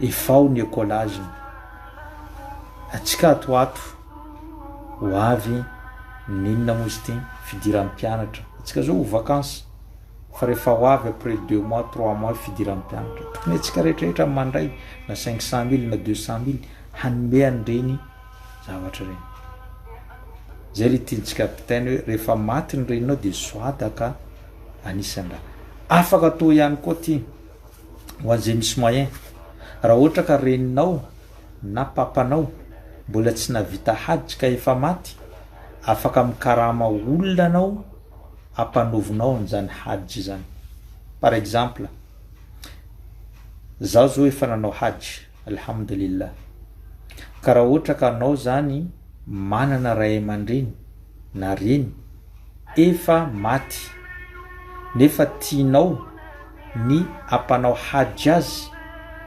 dia mandefa ny tenako ohatra anao mandeha manao haditra fa amin'izay fotoana zay dia tsy ny ataoko amin'le zao mandeha any tsy nia hoe manao haditra ho an'ny tenako fa haditra ho an'ny mamanao na haditra ho an'ny papanao amin'izay fotoana zay dia rehefa tonga avy any zao dia ahazo valisoa ny haditra izany reninao izay mata efa any am-pasana zany voafafa ny fahotanany rehetra ary valisoany haditra dia ny paradisa zany rehetrarehetra zany afaka atao avokoa amin'izao fotoana fanaovana haditra io raha tena tianao ny reninao manana possibilité nao alefaso olona anankiray izay efa nanao haditra mandeha manao haditra fa ahazo valisoa lehibe izy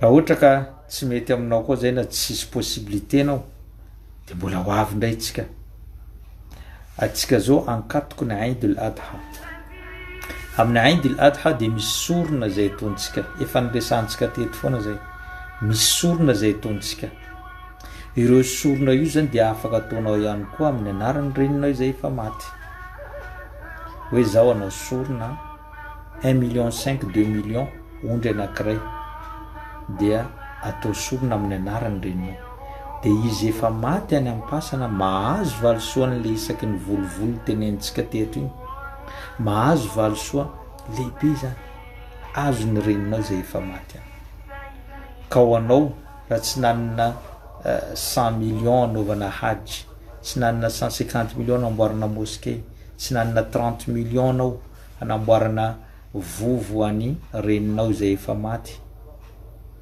dia mba manana 1,5 million 2 million kosa anao anaovana sorona amin'izao ahidy zao mba azahoany valosoa ao am-pasana indraindray tsika manofy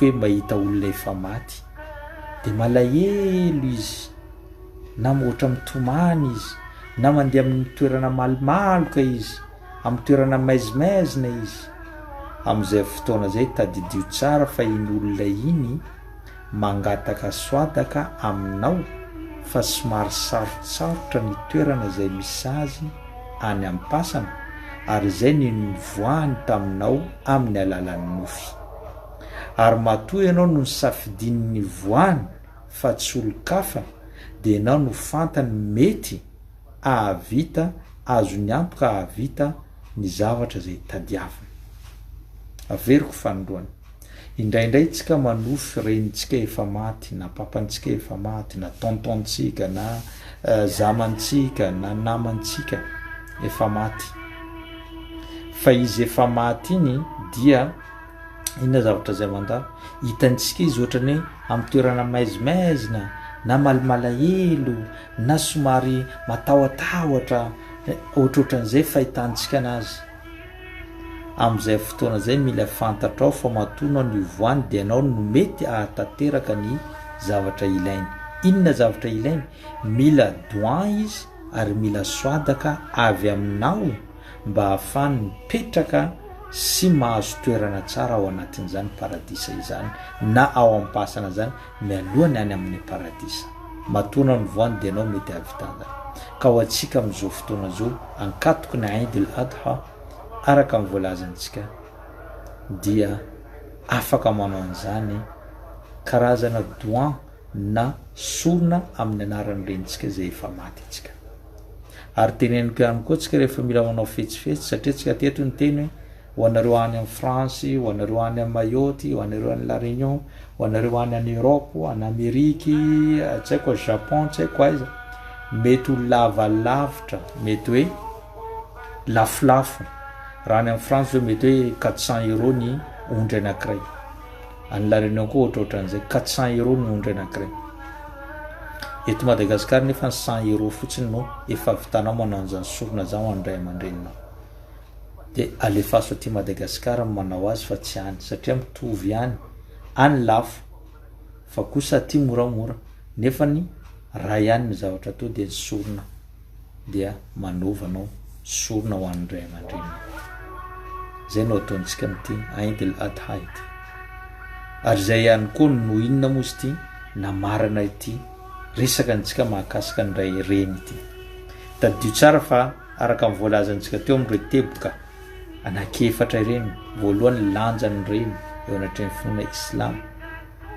faharoa dia ny reny aza manozina fa manomeza tsodrano ny fahatelo adidiny zanaka amin'ny reny na efa maty na efa velona izany rehetrarehetra reny dia takina amintsika zanaka izy reny azafaly fotsiny nao hoe zay ny mankalaza fetiny reny falifaly ianao amin'ny cadeau manao inona cadeau gâteau ho an'ny reninao manome fanomezana ho an'ny reninao tsy fanomezana kely iny no tena mahafinaritra ny reninao fa ny fanajanao azy raha mbola velona ny fanaovanao doin sy soadaka anazy raha efa maty zay no mametraka toerana tsara anazy amin'ny andro farany zay no fandaharantsika mahakasika ny reny fetiantsika maranana azy ihany koa dia atsika nahakasika n'le ONG efa niresaresantsika reny mbola miandry amintsika ihany koa amin'izay zavatra zay zay olona tianampy dia afaka manampy ary efa tentsika teo ihany koa moa tsika mity farany zao ty zany dia misy inona moa ty Eid al-Adha dia olona rehetra zay afaka manampy na manome karazana ataontsika sorona ho an'ny zazakamboty na ho an'ireo mahanitra dia afaka miantso ahy afaka miresaka amiko efa eo amin'ny 3 herinandro sisa dia igadina zany Eid al-Adha zany amin'ny 16 juin zany hoe amin'ny alahady 16 juin zany no Eid al-Adha efa eo amina 3 herinandro sisa dia igadina zany ka raha ohatra ka anao zany manana faniriana hanao azy io dia afatra ho antsika alefaso aloha fa amin'izao mbola azo lazaina mora ny vidiny zany ondry zany fa rehefa migadina ny Eid al-Adha dia lasa 2 fois ny vidiny raha ohatra ka ankehitriny antsika mety mahazo 1,5 million 2 millions rehefa tonga Eid al-Adha any amin'ny 3 millions latsaka ny vidiny mialafo dia lasa ohatrany hoe manararoatra antsika raha miteny an'izany prix zany farany ihany koa misy publication nataoko tamin'ny atoandro teo hoe fitsaboana amin'ny alalan'ny vantozy io fitsaboana io mila fantantsika piny islam fa izy io dia fitsaboana nampianariny mpaminany sallallahu alayhi wa sallam ary napetraka no sorodalana ho an'ny mpino silamo eto ambony tany zany hoe mpaminany nitsabo tena tamin'ny alalan'ny vantozy ary nitsabo olona tamin'ny alalan'ny vantozy ary napetraka ny ho lalana fitsaboana eto ambony tany ara-dalàna ara-islamika ary ara-pinoana 100% ny fitsaboana amin'ny alalan'ny vantozy ary mpaminany sallallahu alayhi wa sallam teny amin'ny hadisy hoe misy ozy zavatra 3 dia fitsaboana na ihany koa fahasitranana inona izy ireo fanafody ireo voalohany ny fisotronao ny tantely isaky ny maraina zay ny fitsaboana voalohany faharoa dia ny fanaovana vantozy ireo zany dia raha ataonao ireo dia azo fahasalamanana ary teneny ny mpaminany sallallahu alayhi wa sallam ny vantozy dia karazana fitsaboana amin'ny aretina rehetra ary ireo manampahaizana amin'ny finoana islam ny teny ihany koa hoe raha ohatra ka manomboka miditra 70 taona ianao dia tsara manao vantozy isaka ny 3 volana farafaratsy ny 1 volana raha ohatra ka tsy nahavitana satria ny vantozy dia fanesorana na famoahana raha maloto lio maloto ao anatintsika dia zany raha maloto zany tsoana mba hampikoriana tsara ny rantsika c'est-à-dire ny vantozy manala ny raha maloto ny vantozy manala ny cancer ny raha cancer de sang ny vantozy ihany koa manala aretina stressé lava manala reny baibay fovontisana tsy haiko inona be de be za moa tsy dia mahay azy loatra fa misy le namana mipublieko tamin'ny atoandro iny namana zokobe Shoaib zay niala ny tanàna nisy azy niala tany Sambava nandeha eto Antananarivo zany hoe mba andeha hitsabo amin'izany publicité matoa zany niditra ao anatin'ny publicité tsy misy fidiram-bolako ao fa izy fotsiny raha aman-dreny tonga tany mba niangavy nitety n'ireo moské ireo hoe zay nitety moské Aboubakar nandeha amin'ny Palestine izy dia mifankahita tampo dia mifampiresaka zay hoe tsy maninona afaka ataoko tsy misy fidirako ao anatin'izany fa efa napetrako ny numerony dia tsika rehetra mitsabo azy miantso azy raha ohatra ka misy fitsaboana zay tiantsika atao ary vantozy dia sonina tsaratsara zany izy io ataontsika indrindra ny lehilahy satria nahoana ny vehivavy dia misy fadimbolana isam-bolana zany hoe misy raha mivoaka aminy raha maloto mivoaka aminy isany isam-bolana fa tsika lehilahy tsy misy raha mivoaka amintsika isam-bolana dikan'izay ny lehilahy no tokony ho tsaratsara betsaka manao an'izany vantozy zany plus que vehivavy faharoa re vehivavy izay efa tsy miteraka intsony ménopause de tokony anao vantozy matetika satria efa tsy mandeha ratsony izy ka tokony efa manomboka mitovy amin'ny lehilahy de tokony manao vantozy matetika ihany koa izy manala ny aretina maro ny aretina zay afaka anio ka ho antsika rehetra tonga eto Antananarivo zay ho eto Antananarivo izy ihany koa afaka mise déplacer ohatra ny Tamatavy ianao na ny Majunga na ohatra hoe any ivelany mihitsy mila azy afaka manao an'izay zavatra zay fa misy numéro-ny ao afaka miantso ahy koa zany raha ohatra ka hoe mila rendez-vous sy ny tariny amin'izany olona zany fa azo atokisana zato isan-jato tsy misy idiran'ny shirka tsy misy idiran'ny resaka takitobo sy linina fa ny vantozy de fitsaboana ny mety ny mpaminany sallallahu alayhi wa sallam zay no fandaharantsika tamin'ity androany ity sorako atsika jiaby nanaraka hatranam-piandohana efa eo amin'ny adiny roa eo no nanaovantsika fandaharana jy zany eritrehitra hoe adiny ray fa lasa adiny roa tsika jusqu'à zao zany dia omeko 5 minutes tsika ho an'ny commentaire ny loha hevitra antsika teo fanajanany reny ny ozina ny tsodrano ny adidintsika manoloanany reny ny anao tokony amoaka soadaka ho an'ny reninao na ihany koa anao doigt ho an'ny reny raha ohatra ka misy commentaire na am'le resaka ONG-ntsika na raha ohatra ka anao hiteny koa hampanao sorona amin'ny ity aidy ity de afaka mifandray amiko raha ohatra ka resaka vantozy afaka manao commentaire tsika rehetrarehetra ao anatin'ny 5 minutes